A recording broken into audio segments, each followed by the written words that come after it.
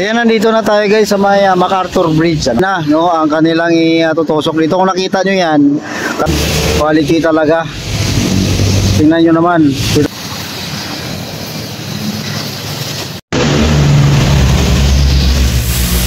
Yan guys, update tayo dito sa phase 4 ng Pasig River Esplanade. Yan na siya guys, oh. Yan. Naglalagay na sila ng mga sa gilid, yung mga guardrails, yan.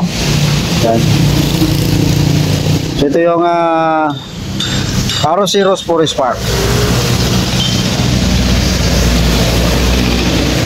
So kung napansin nyo guys, nung nakaraan, may nakalagay dito sa gilid na I-beam. Dito. So yan na siya ngayon, yan. Nalagay ng I-beam, So kumbaga, yung I-beam na yan, tagos na yan doon sa kabila, So yan na yung pinaka daanan ng platform. Tawid dyan. So nakikita ko itong concrete wall, mukhang yan ang kapantay ng nila ng platform. Yun ang chine-check ni Foreman, ang trabaho. Ito yung sinasabi ko, na talagang ang trabaho dito ay quality, quality talaga. Tingnan nyo naman, kitang-kita kahit yung pundasyon na yan o yung pinapatungan ng I-beam, makikita natin nakaraan ay talagang intact ang kabilan yan, talagang quality talaga ang pinapairal dito. Doon naman sa unahan, may another platform na naman, kadugtong ang kanilang ginagawa. Yan. So sa mga ilang saglit lang, patapos na ito. Yan, talagang quality,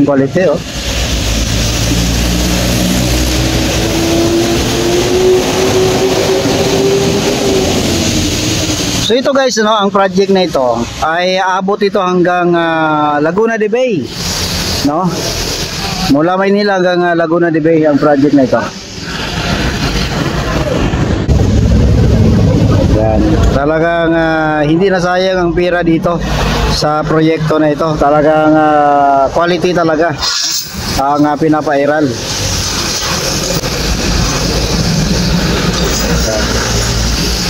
Ang pinakagandahan dito, connected sa ROC Rose Forest Park. O diba? Ang ganda. Connected siya sa ROC Rose Forest Park. Magandang pasyalan din. At ang balita ko, ang proyekto na to ay pati sa kabila gawin din nilang katulad nito, na proyekto. Ganda. So punta naman tayo sa kabila, tingnan natin ang dugtong itong I-beam.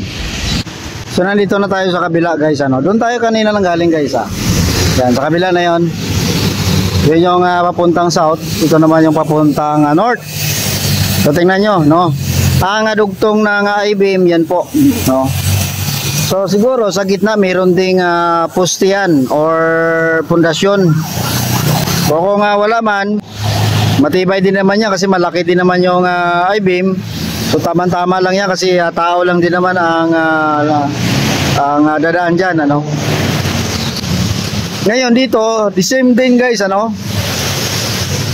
halos magkaparehas lang ang development, talagang nandiyan na nakalagay na ang kanilang mga amenities, mga kulang na lang dyan, alam nyo, yung ilaw, mga guardrails nandiyan na. Talagang quality ang paggagawa, tingnan nyo.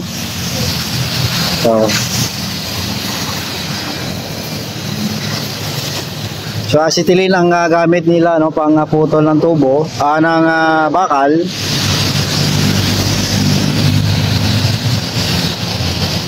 Yan.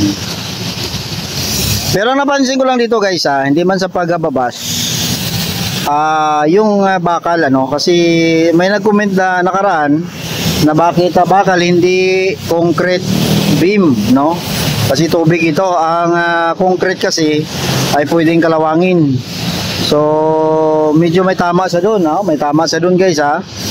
So kung ako lang din ay mas approve sa akin yung concrete beam, no? Kaysa sa steel, ano, kasi may may tubig, so kakalawangin siya. So tingnan natin sa ibang anggulo. Dito tayo naka 45 degree, yan, oh. So kita na hanggang doon na rin sa may MacArthur Bridge. Mamaya puntahan din natin yan, guys, ha. MacArthur Bridge. So ay dito tayo sa Quezon Bridge, no? Quezon Bridge tayo, guys. Yan, oh, talagang puspusan na, no? Ang target kasi nito, before December, kailangan mabuksan na ito or mainagurahan na ito ng ating Pangulong Bongbong Marcos. So ngayon, punta tayo doon sa MacArthur Bridge, ano, sa kabila lang ng LRT, LRT bridge, no? Yan, no? So punta tayo doon, tingnan din natin ang kaganapan o kalagayan, no, ng project na ito. O, diba? Ganda. Tara, guys, puntahan natin.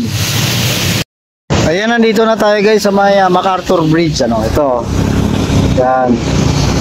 So dito sa side na to, sa likod ng main post office, no, yung nasunog, medyo walang activity, no, although may nakalagay na mga scaffolding at mga pinagpuputol, ano, ng mga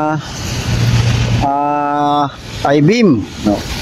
So dito naman karon pa rin, ano, although may nasiminto na poste. Oh, yan. So lang yan, ano.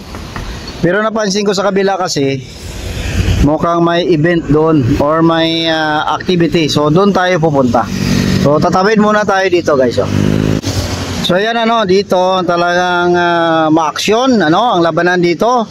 May crane, may acetylene, may bako, tapos parang ang tansya ko poste na, no, ang kanilang itutusok dito. Kung nakita nyo yan, katulad din nun sa kabila, may frame na, no, na lalagyan ng kanilang pundasyon, ano, para sa I-beam, no, yan ang puti na yan. Tapos yung nakatusok na yan, kung hindi ako magkamali, yan na yung kanilang poste, yung kulom, ano, yan. So yun doon na may nagpuputol gamit ang acetylene. So nakita din natin yung mga nakaputing helmet, no, pag puti, either foreman, supervisor o engineer. Ayan. So dito sa ano na to, sa ilalim ng MacArthur Bridge, yan, guys, MacArthur Bridge tayo. Talagang gagawin na rin nila, no, yung bridge, yung underpass, ano, katulad doon sa Quezon Bridge, ano, yan. So konti na lang yan, ano, kumbaga ang tinatapos nila yung mga patsi-patsi na lang ito, no, yung mga tulay na yan, yung dadaanan, yun na lang yung kanilang tatapusin. Sigurado pag dating ng December or September, October, mga October, guys, talagang finishing touches na yan, at by November sigurado, no, ay mabubuksan na, no. Estimate lang natin yan, ha, hindi natin sinabi na ganyan talagang exact date, ano, pero talagang pagdating ng November, no, patapos na ito, yan, diba? Yan lang update dito, guys, ano, sa Pasig River Esplanade Phase 4. Nandito tayo sa MacArthur Bridge, no. So bakit billion, guys? Kasi itong proyekto na ito ay aabot po ito hanggang Laguna de Bay, no? From Maynila hanggang Laguna de Bay, lahat ng madaanan ng Pasig River gagawin ganito, guys, no? Ganon ang project na ito ni Pangulong Bongbong Marcos. Salamat.